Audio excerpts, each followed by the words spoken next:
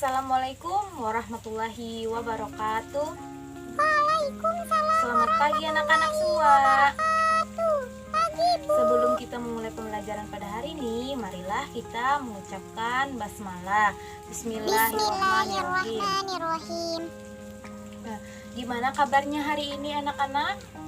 Baik, Bu. Alhamdulillah ya, baik. Semoga sehat selalu dan selalu dalam lindungan Allah Subhanahu wa taala.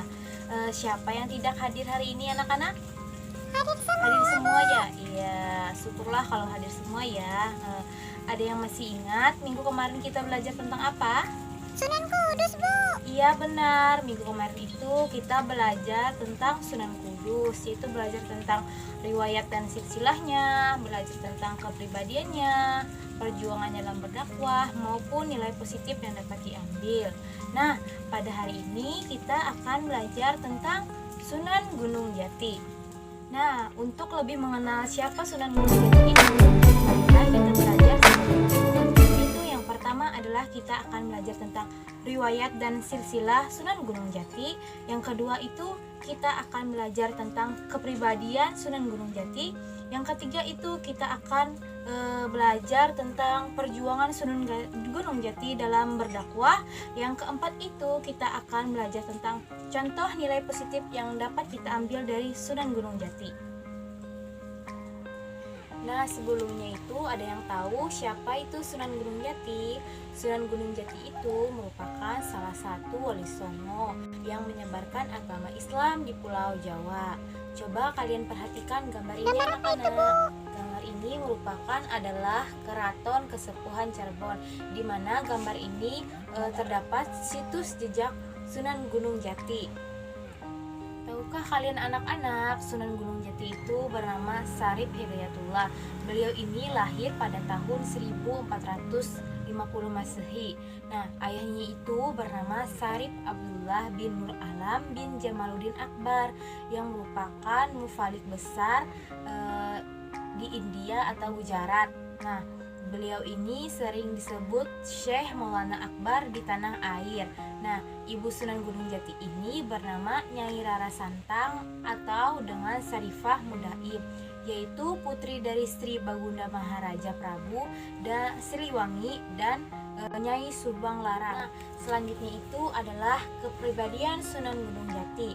Raden Syarif Hidayatullah mewariskan kecenderungan spiritual dari kakeknya, yaitu Syekh Maulana Akbar, sehingga ketika selesai belajar agama di pondok pesantren Sedatul Kafi, ia meneruskan ke Timur Tengah. Baghdad Cirebon menyebutkan ketika Pangeran Cakrabuana membangun kota Cirebon, ia wafat dan tidak mempunyai waris. Maka sepulang dari Timur Tengah lah Raden Syarif Hidayatullah atau Sunan Gunung Jati ini mengambil peranan membangun kota Cirebon dan menjadi pemimpin perkampungan muslim yang baru. Pada tahun 1460 sampai dengan 1480 ia menikah adik dari Bupati Banten yang bernama Nyai Kuwonganten. Dari pernikahan ini ia mendapatkan satu orang putri dan satu orang putra yang bernama Wulung Ayu dan Maulana Hasanuddin yang kelak akan menjadi Sultan Banten nantinya. Nah, selanjutnya di sini ibu akan menjelaskan tentang perjuangan Sunan Gunung Jati dalam berdakwah. Syarif Hidayatullah atau juga disebut dengan Sunan Gunung Jati ini bersama ibunya Sarifah Mudaim datang ke negeri Caruban, Jawa Barat pada tahun 1475. Mereka disambut gembira oleh Pangeran Cakrabuana dan keluarganya. Nah, pada saat itu Syekh Datul Kafi wafat, yaitu gurunya Pangeran Cakrabuana dan Sarifah Mudaim, ibunya Syarif Hidayatullah.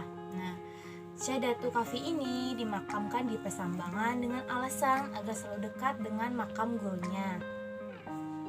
Sarifah Mudaim dan putranya Syarif Hidayatullah atau disebut dengan Sunan Gunung Jati meneruskan usaha Syekh Datul Kafi, sehingga hal ini menjadikan Syarif Hidayatullah terkenal dengan julukan Sunan Gunung Jati.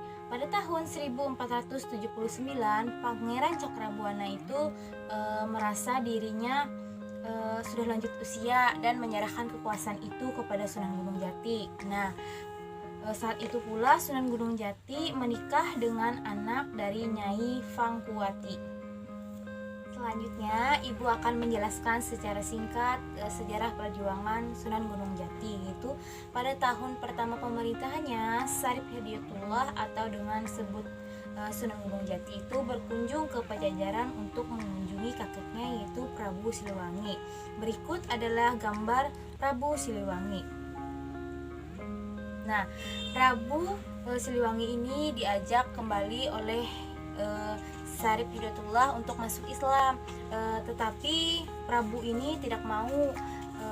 Walaupun tidak mau, Prabu ini tidak menghalangi cucunya untuk menyiarkan agama Islam di wilayah Pajajaran. Setelah melakukan perjuangan yang cukup panjang, Sunan Gunung Jati akhirnya berhasil. Nah, keberhasilan Sunan Gunung Jati ini menegakkan kekuasaan Islam di Cirebon dan Banten, memberikan tidak kekuasaan dakwah saja, tetapi melainkan menjadikan keraton sebagai pusat kesenian dan kebudayaan yang bernuansa agama, sehingga menjadikan gerakan dakwah Islam yang cepat meluas hingga ke seluruh pelosok wilayah Pasundan. Selanjutnya adalah dengan semakin menguatkan kekuasaan Keraton Cirebon dan Banten yang gencar menyebarkan dakwah Islam. Demikianlah melalui Keraton Cirebon dan Banten berbagai gerakan dakwah melalui pengembangan seni dan budaya dilakukan secara persuasif dan sistematis, di mana unsur-unsur Hindu budaya tidak dihilangkan melainkan dipadukan secara harmonis dengan ajaran Islam yang menjadikan Islam dianut oleh hampir seluruh penduduk bumi Pasundan. Kemudian anak-anak, pada tahun 1568 Masehi itu Sunan Gunung Jati wafat. Nah, pada saat itu beliau usia 120 tahun. Berikut adalah gambar makam Sunan Gunung Jati. Banyak hiasan Nah, keramik, dapat kalian lihat kan makam tersebut terdapat hiasan-hiasan keramik. Nah, Sunan Gunung Jati ini dimakamkan di kompleks Astana Gunung Cebung di Cirebon. Nah, selanjutnya itu nilai positif yang dapat kita ambil dari Sunan Gunung Jati, yaitu yang pertama adalah Sunan Gunung Jati itu tidak hanya menguasai ilmu agama dalam berdakwah saja, tetapi Sunan Gunung Jati itu menguasai ilmu politik dan kenegaraan, bahkan ilmu pengobatan pun kesemuaan penggunaan oleh beliau sebagai metode untuk melancarkan dakwah Islam. Yang kedua itu adalah ketika mengalami masalah atau cobaan, Sunan Gunung Jati itu selalu bermunajat kepada Allah untuk mendapatkan jawaban.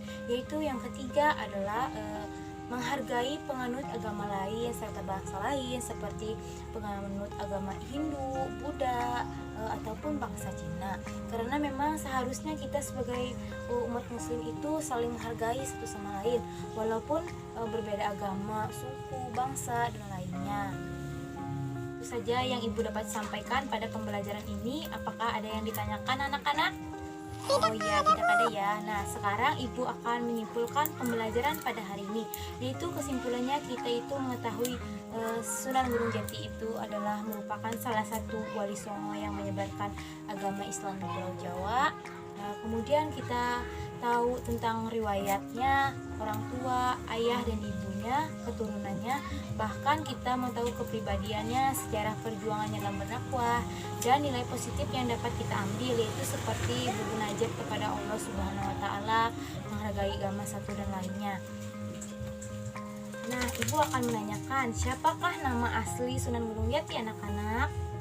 Iya, benar, nama aslinya itu adalah Syarif Hidayatullah. Dan siapakah nama ayah dan ibu Sunan Gunung Jati? Iya, pintar. Nama ayah dan ibunya adalah Syarif Abdullah bin Nur Alam bin Jamaluddin Akbar dan Nyai Rara Santang Saripah Mudaim. Yaitu ibu Sunan Gunung Jati adalah putri dari Iya benar, putri dari Sri Bagunda Maharaja Prabu Siliwangi dan Nyai Subang Larang. Pada tahun berapakah Sunan Gunung Jati lahir dan meninggal? Itu Sunan Gunung Jati itu lahir pada tahun 1450 Masehi dan dimakamkan pada tahun 1568 Masehi pada usia 120 tahun. Nah, coba kalian sebutkan dan jelaskan contoh nilai positif yang dapat kita ambil dari Sunan Gunung Jati.